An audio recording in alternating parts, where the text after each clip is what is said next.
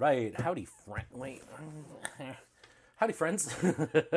We're going to do a review of the Zodiac Tarot. And this is the book is written by Cecilia Latari, illustrations by Ana Chavez. And this is a Rider-Waite-Smith deck with astrological correspondences on it. If you know my channel, you know I don't really work with astrology and tarot. Folks have demonstrated to me in the interest of saying this, when I'm wrong, I can say I'm wrong. I've said I find astrology to be confusing and not very helpful, but people have demonstrated to me over the years that, in tarot it can be.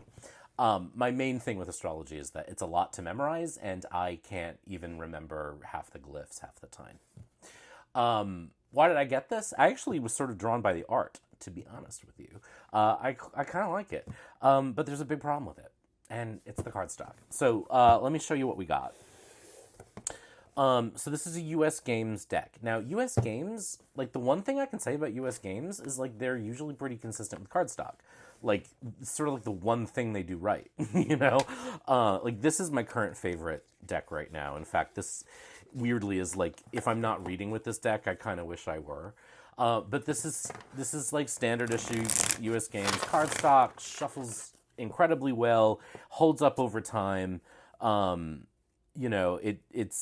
It's reliable. They are a card company and they know card stock, and so card stock good usually. This is not.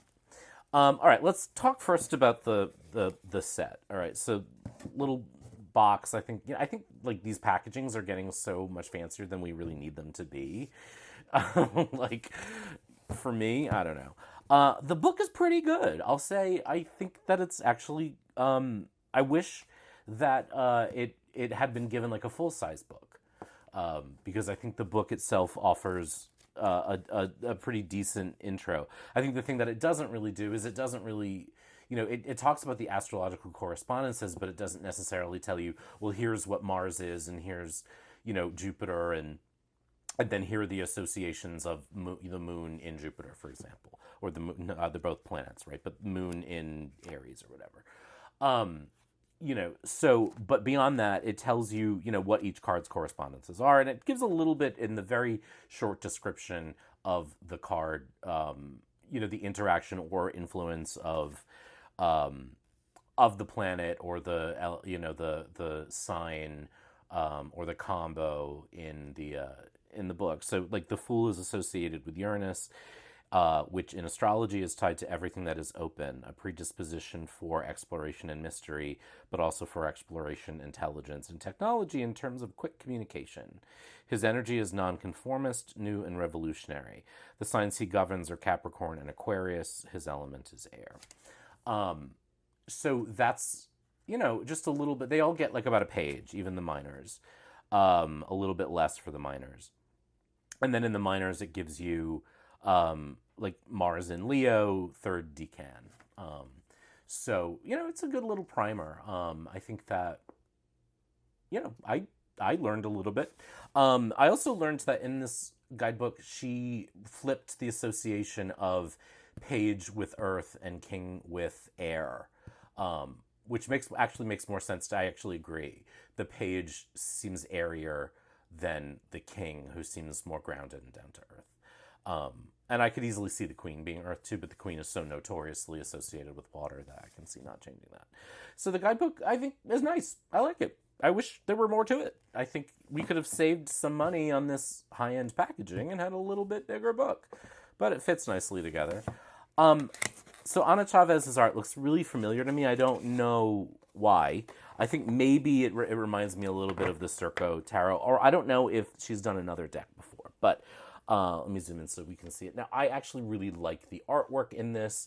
I think it's pretty pale for some reason. There's a lot of white skin. Other than that, I guess because there's this sort of, I don't know how to describe the art style, but it's a abstracted or stylized art. So you can't really see age. but it doesn't reflect any sort of body type or age or ability. So in that, it's not the most representational deck. U.S. games, right? But so it's the cardstock, though. So first of all, it's a really thick deck. Can I compare the to a Summer's deck? There's crumbs on the table. So you can kind of see like how much bigger it is. Like the thickness is different, and it's also wider. So it's taller. So it's bigger, thicker, taller, all the things. And it's glossy. Glossy. Like, I don't understand why they chose this. It really is beyond me. Because, again, their cardstock is, like, the one thing I feel like I never have issue with. And then here they come along and say, hey, how could we be more like Red Feather? I don't know. So, it's pretty standard issue Waite Smith, I would say. But I just really dig the art style. So the thing about this deck is actually that the cardstock sucks so much, and I'll shuffle it for you. I mean, I can do it, but it's a workout. And I have some, I am pretty loyal to, I have some decks that are hard to shuffle, but I think this is just unnecessarily so. I imagine they went for glossy because of the black backgrounds. Now, the black backgrounds are exactly why I love this art. Like, I love black backgrounds on cards. Love them, love black borders. And you can see how much it makes the color pop. And glossy makes colors pop. But I just don't think, it's like, I would rather have the color, and I'm not, but you can see my fingerprints on these cards. So it's just icky. They're already starting to chip on some cards, and the laminate is, I can already tell, is going to start to peel away. It's funny. So I was just thinking about this as I was putting the deck back in order to do this video, how I really think that the fact that the Empress is associated, the High Priestess is associated with the moon makes no sense to me. The moon should be the moon, and the Empress should be, what is the moon? Pisces? I would switch them, regardless of what tradition says. It makes zero sense that the moon is not the moon. The sun is the sun. Waite switched justice and strength so that the lion could be in Leo. Anyway,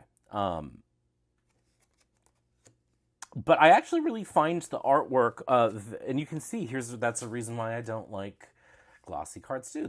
This is not sticky. When I shuffle it for you, you'll see it's not sticky, but they do tend to create air flow issues. There's also this thing which is cool and funny to me, which is that, here we go. So sort of standard issue lovers, like male and female presenting. It's nice that you see the constellation in the sky. There's a thing that my sisters and I have for some reason about biblically accurate angels. And so it's funny that this deck features where there are angels, biblically accurate angels, which just is funny to me because that's just a thing that my sisters and I always joke about. The Chariot as Cancer also has never made sense to me either. Although it's my birth card and my moon is in Cancer, so there's that connection.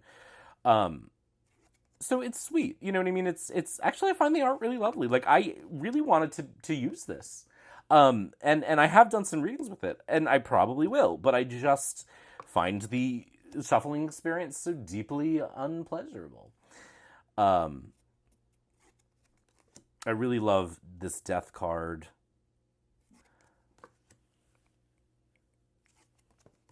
I quite like this devil and this tower. Like, I really like the art a lot. I don't think there's a card that artistically I don't care for, which is rare. This moon is beautiful. Oh, maybe the sun is meh. They always seem to be, don't they? There's another biblically accurate angel. So I saw this first because a friend of mine is using it to study the decans. She had just showed me some of the cards. I was like, oh, I actually like that. I want to go see it. Now, the other thing I'll say about this is that it's a fairly expensive mass market deck, although I'm noticing, because I was just looking at a couple today, that mass market decks have gotten really expensive. And I don't know if it's just inflation. I don't know if it's just greed. I don't know if mass marketers have discovered that we will pay mucho dinero for indie decks, but with an indie deck, to me, I sort of will eat that cost because I also feel like it's supporting an artist rather than a mass market publisher. So, the Suits cards are pretty standard issue, but again, it's just an art style that I find attractive. I think this is definitely, if you're new to tarot and you're like, oh, I really am interested in astrology, or if you're have been doing astrology and you're like, oh, I want a deck, that shows the astrological correspondences, this is good. There are others, for sure. You know what I mean? I think many Golden Dawn-based decks have the astrological correspondences on them. I don't particularly like most of the Golden Dawn decks. Other weirdly than Frida Harris's art. I think the Thoth deck is beautiful. I just can't stand Crowley. I would say this is maybe on the edge of whimsical, stylistically, but every once in a while I can get down with some light, peripheral whimsy. I do wish it were more representational in all ways. I'm always sort of bored of seeing thin people everywhere, of young people everywhere. So it's not just ethnicity; it's body type, it's ability. It's and I know you're sick of hearing it, but it's how long have we been having these conversations and things are not changing that much.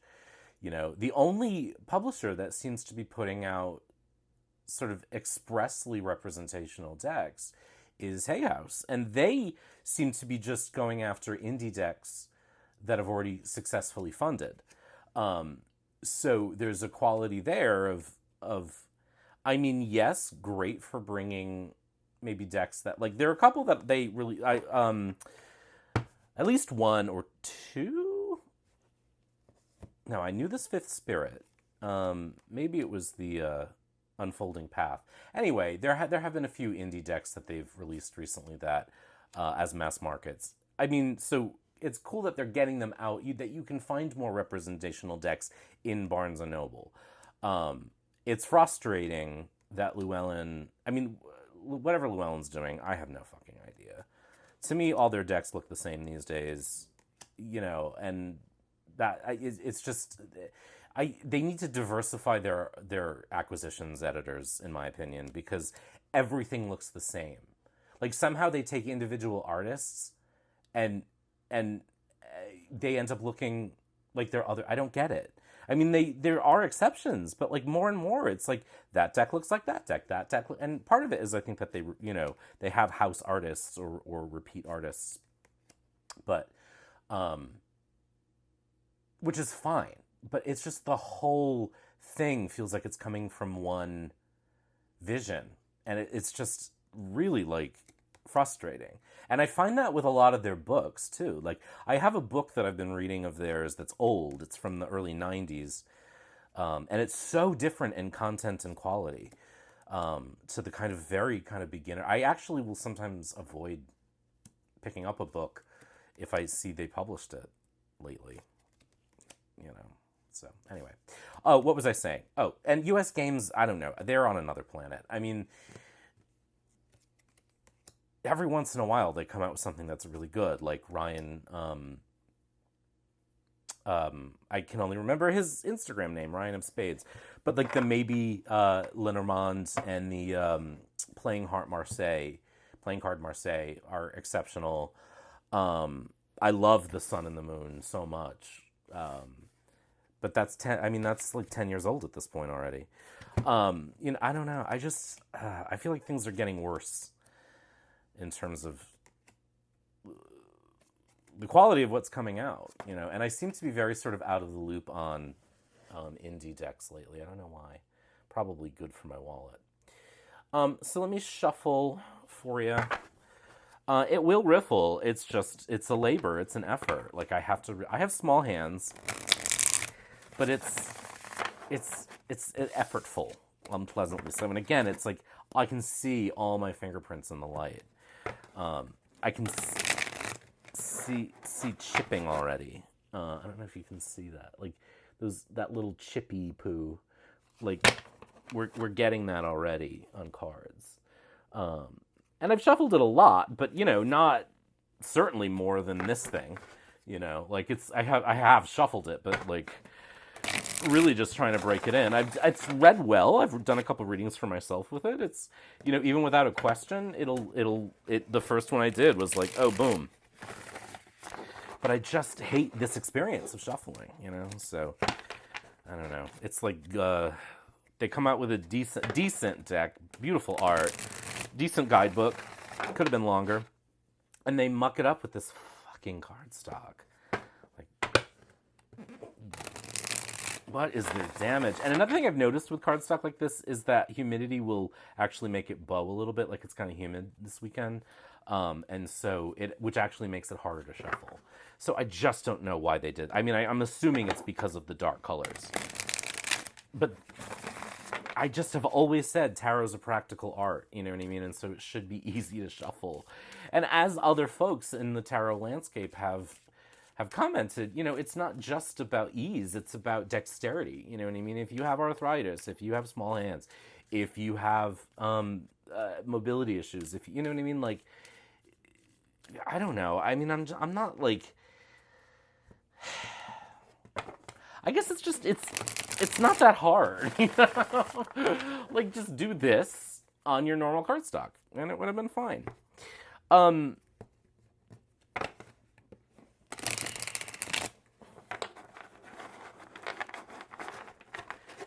It's like I won't use this really for clients because I don't like to look silly shuffling. Even when I shuffle, with a deck that actually works, that is relatively easy to shuffle, I still mess it up, so I really didn't. No, I guess I shuffled this okay. Now, I mean, the Knight of Cups there looks very fiery, but the Knights are fiery, right? So they're blending fire and water there. But you can see, like, laying it out, how white the people are, presenting anyway. So the Knight of Wands, which is fire of fire, is all fire. I do think it's pretty. I really do. I think it's can I zoom out anymore? So, like it looks great in a spread, and when it's lit appropriately, I'm not getting a whole lot of glare. So I think, as a deck, I think, particularly for folks, who want to learn the astrological correspondences, like my friend is doing, it's almost like using it as flashcards. You know what I mean? But I think it's better. It's better art than that. I just really wish it had been produced more thoughtfully. I would always, take a crappy package over crappy cardstock. So anyway, I like the artwork a lot, despite the the sort of. There's representation in it. There could be much more. That said, we have an Italian, living, born book writer and a Mexican artist. So, there and they did do a good job, I think, of blending, the guidebook and the deck. So I think in that regard it's successful. So that's it. That's my review and thoughts on the Zodiac Tarot on the Zodiac Tarot, written by Cecilia Lotare and illustrations by Ana Chavez. U.S. Games, what's with this cardstock? No bueno. I don't know why I keep saying things like that. Yeah, be good, take care, we'll talk soon.